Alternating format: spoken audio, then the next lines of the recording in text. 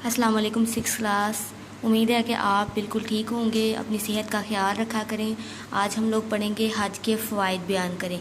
कल हमने ये वाला क्वेश्चन किया था हज की अहमियत और फजीलत, आज इसके फ़वाइद पढ़ेंगे। ठीक है, आपने ये चैप्टर के अंदर पढ़ा हुआ है हज के फ़वाइद। ये देखें जी, हज के बेशुमार रूहानी और दुनियावी फ़वाइद हैं। मसलन आज हम, ये काफ़ी लंबा है, यहाँ से लेके ये सारा है यहाँ तक, लेकिन आज हम हाफ़ पढ़ेंगे और हाफ़ हम कल पढ़ेंगे। ठीक है, सबसे पहले आपको पॉइंट दिया हुआ है हज के अमल से अल्लाह ताला के साथ ख़ास वाबस्तगी की तरबियत हासिल होती है।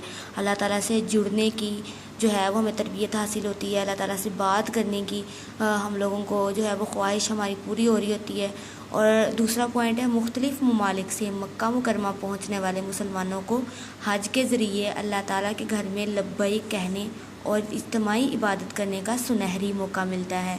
हाँ जी, जो मुख्तलिफ़ ममालिक से लोग आए होते हैं मक्का मुकरमा हज करने के लिए, तो क्या होता है उनको हज के ज़रिए अल्लाह ताला के घर में लब्बैक कहने का, यानी कि ये कहने का कि मैं हाज़िर हूँ अल्लाह ताला, मैं हाज़िर हूँ, ये कहने का और इकट्ठे होकर इबादत करने का, इज्तिमाई इबादत करने का सुनहरी मौका मुयस्सर आता है। नीज़ तवील सफ़र के दौरान सैर व सयाहत का वसी तजर्बा भी हज की बदौलत हासिल होता है। यानी कि एक लंबा सफ़र तय करके लोग मक्का मुकरमा पहुँचते हैं, उसके दौरान जो सैर व सयाहत यानी कि देखते हैं कि मुल्क कैसा है, खूबसूरत है। ठीक है, इसका बहुत बड़ा तजर्बा भी हज की वजह से ही हासिल होता है। ठीक है, हम देखते हैं कि किस तरह से इतनी दूर का सफ़र कैसा होता है, क्या क्या उनमें जो है वो मकामात आते हैं, हम देखते हैं। ठीक है, वो सैर व सयाहत का हमें बहुत तजर्बा होता है हज की वजह से। ठीक है, उसके बाद नेक्स्ट पॉइंट है हमारा जी,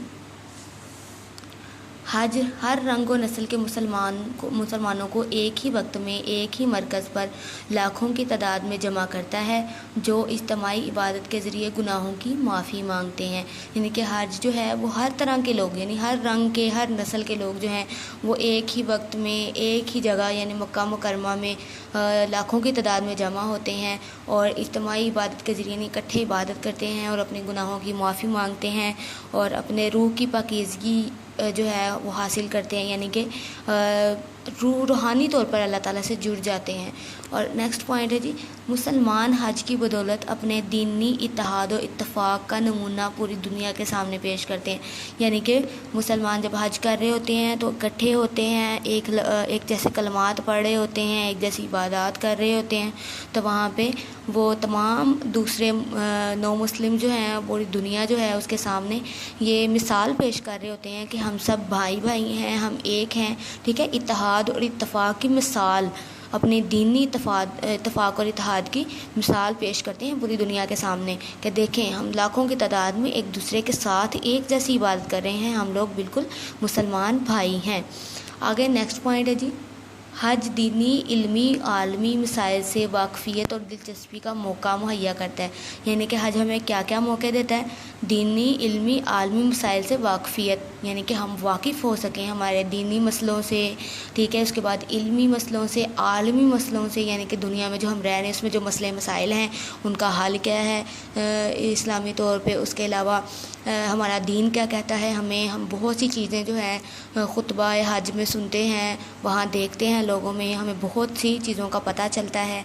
ठीक है, हमारा दीन हमें क्या कहता है, कुछ बातों का हमें नहीं पता होता जो हम दूसरे लोगों के दरमियान रहकर और हज का खुतबा सुन के हमें पता चलता है। ठीक है, और उनके अंदर दिलचस्पी का मौका मिलता है, यानी कि हम दिलचस्पी से उस बात को सुनते हैं, अट्रैक्शन के साथ सुनते हैं कि वाकई हमारा दीन बहुत वसी है, ये हमारे बारे में और मसाइल के बारे में क्या कहता है।